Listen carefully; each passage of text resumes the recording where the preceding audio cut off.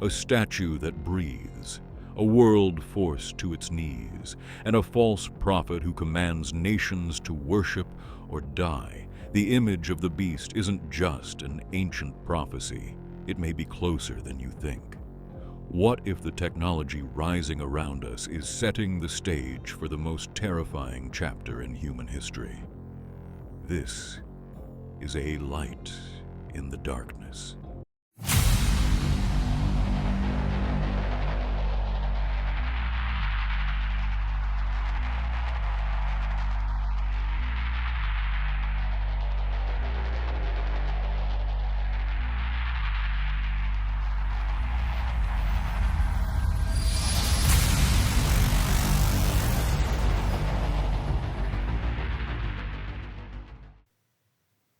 Welcome back, everyone, again to another episode of A Light in the Darkness podcast. My name is Ron Mason, your host, and I'm back again with Doug Buchanan, my guest and good friend. Good afternoon, Doug. How's it going? Hey, Ron. Glad to be back. Oh, it's cold, man. This weather, I'm telling you. California cold. Yeah. California cold. 40 degrees in California is freezing, in case anybody out there doesn't know that. If you're stuck in this terrible Michigan weather or Midwest, in this blizzard, don't feel sorry for us. So 46 of a high.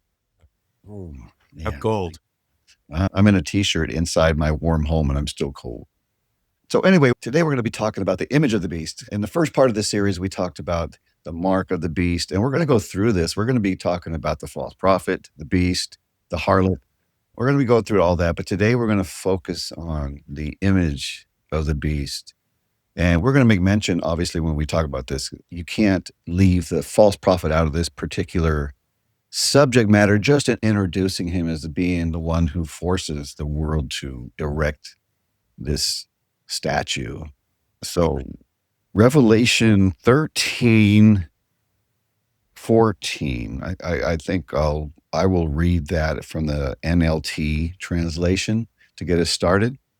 And so give us a little perspective here where it introduces this image.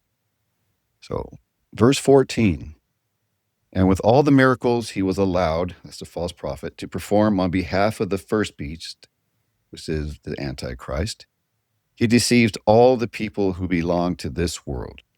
He ordered the people to make a great statue of the first beast, who was fatally wounded and then came back to life.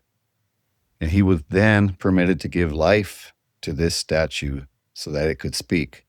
Then the statue of the beast commanded that anyone refusing to worship it must die. He required everyone, small and great, rich and poor, free and slave, to be given a mark on the right hand or on the forehead. No one could buy or sell anything without that mark.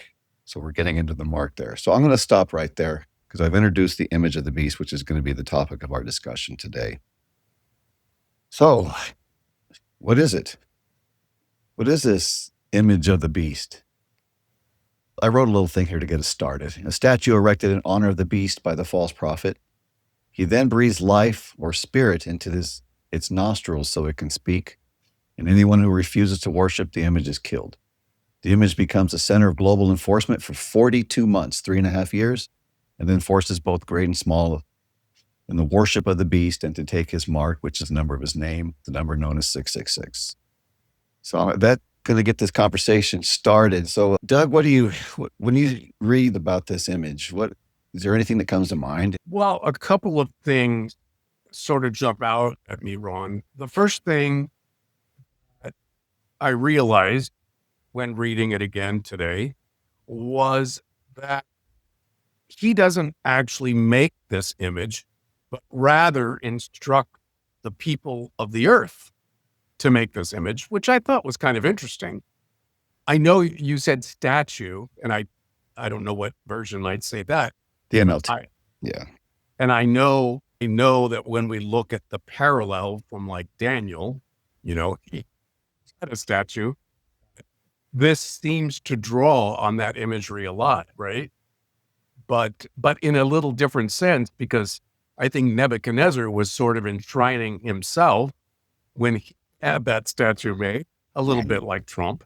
But I think in A this beautiful case, character. I just find it interesting that he is instructing the earth, people, the world, to make this image, right?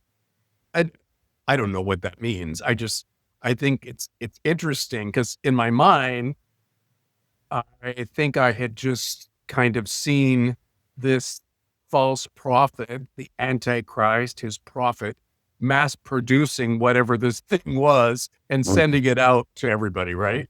But here it kind of makes it at least look a little different in that he's simply issuing this decree that those that dwell on the earth make an image.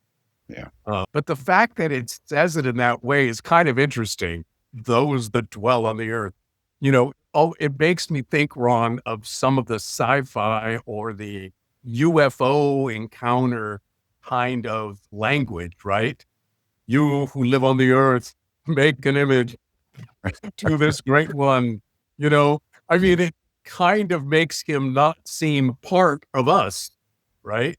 When it says, stay to Mm. those who dwell on the earth to make an image.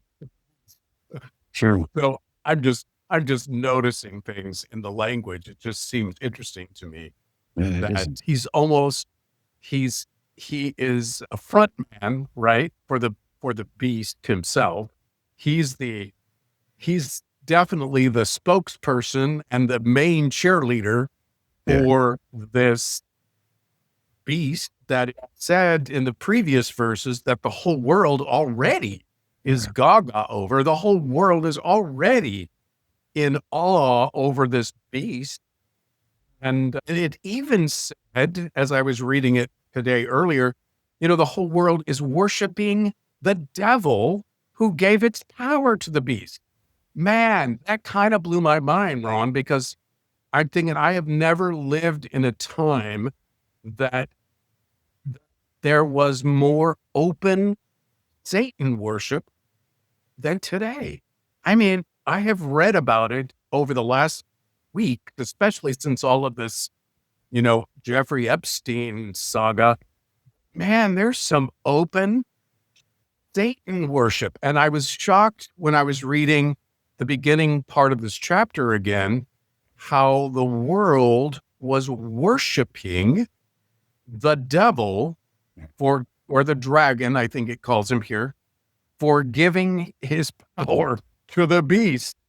So that's already kind of going on in the earth, it seems, before this false prophet rises up and begins to be his spokesman and his cheerleader, the one that's actively promoting him to the point that say, okay, you've been worshiping him from afar. Now we're going to give you something to hold on to, something up close that you can have in your very own home or your very own car or your very own phone. I mean, I'm not really sure what form this image. I mean, it could just be an image on your phone, I guess, right? I mean, it could be a program. Did you see that video?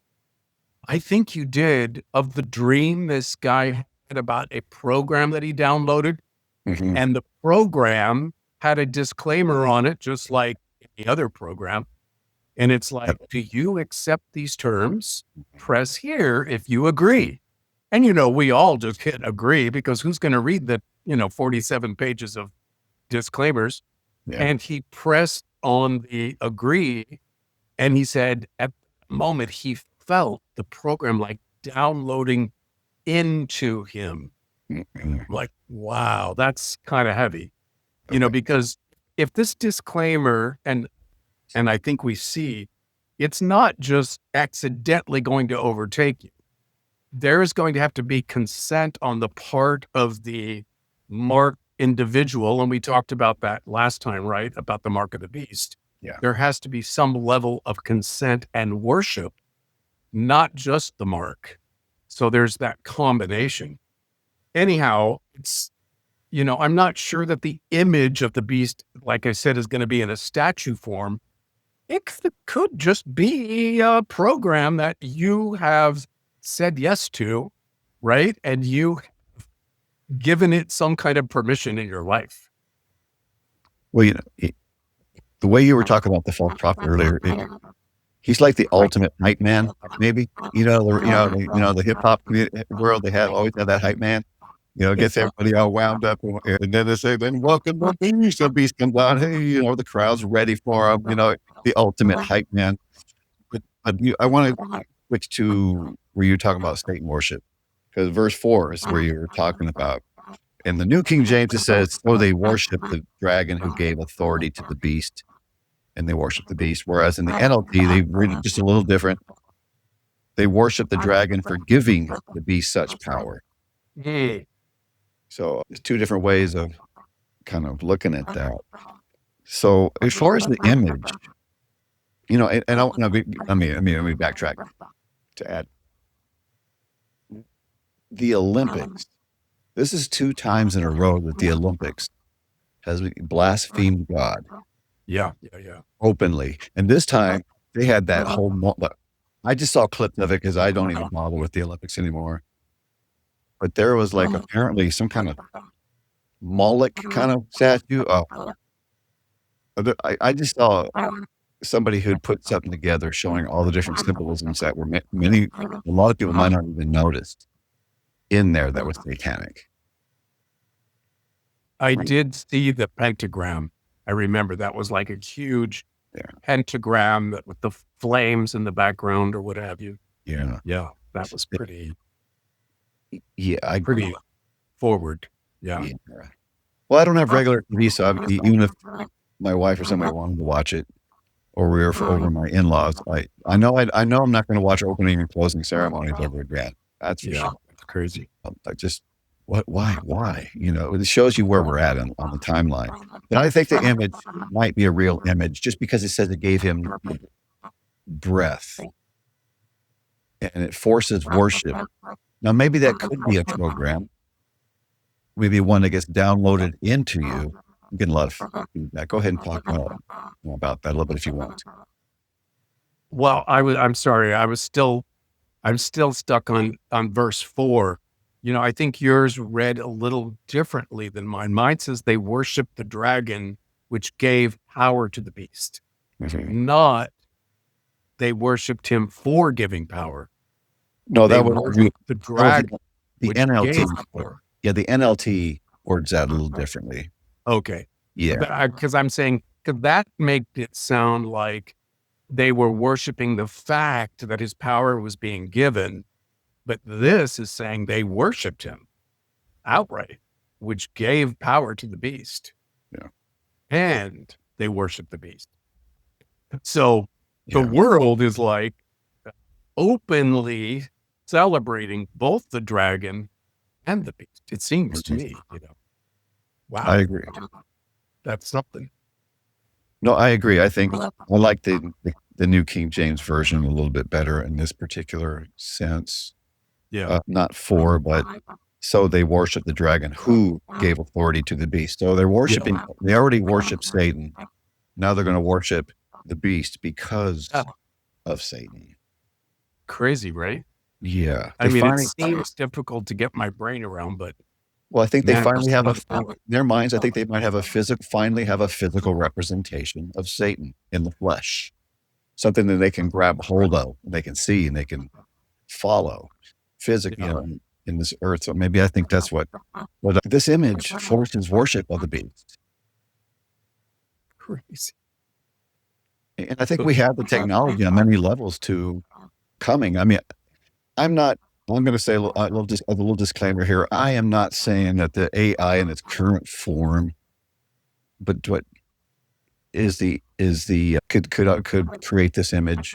I think it's going to play a major role in everything going on, especially as far as control, integrating control over, banking and the ability for world powers to integrate everything into one system of laws and economics and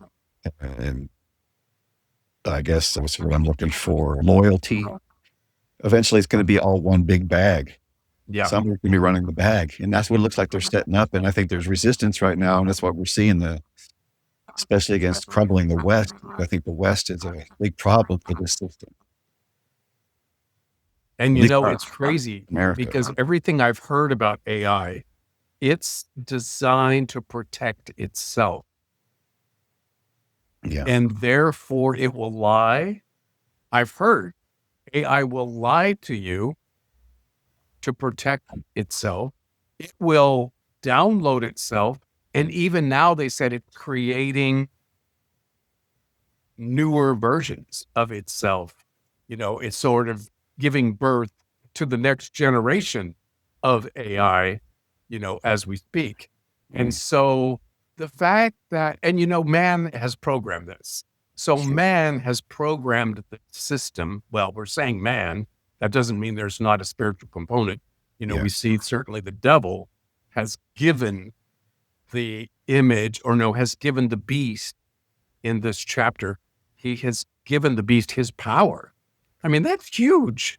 It takes me back to the desert with Jesus, where Satan says, see all this? I'll give it to you. See I have authority of all the kingdoms of the world, of the earth. I'll give it to you. I'll make them come and bow down before you. And Jesus is like, no, thanks. I got one that I worship. And But Jesus didn't contest his authority. Yeah, no, he did not, right? Yeah. So I think about that here where it says the devil has given this guy all of his power. Huge, right? I mean, the only other place I can recall a statement like that is like with Jesus in the desert, but also when Satan entered Judas, right? At the Last Supper, it says the devil entered him. And then he went out and betrayed Jesus, right? So I don't think there's any other places in scripture that I can point to where we see a possession or an empowering by Satan himself into an individual, right? Yeah. And so, here's the devil or the dragon, I think this is the language used here, giving his power to the beast. And then we have this false prophet coming along who's now saying, who's like this beast? There's nobody you've ever seen. Nobody has ever lived like this beast. Yeah. So I'm going to tell you now, make an image, make an image to this beast. Yeah. So, I don't know what form that's going to take. I think it very well could be the form of AI. But as you know, too, Elon Musk, one of his great ambitions today is everybody having a personal robot. Household robots is supposed to be the next in our near future is going to be everyone having personal robots to wait on. Like the Jetsons? Like the Jetsons. Doing all the household chores that you hate, right? Mowing the lawn, washing the dishes. If you get a new TV, hooking up the new TV, make sure everything's running correctly. Yeah.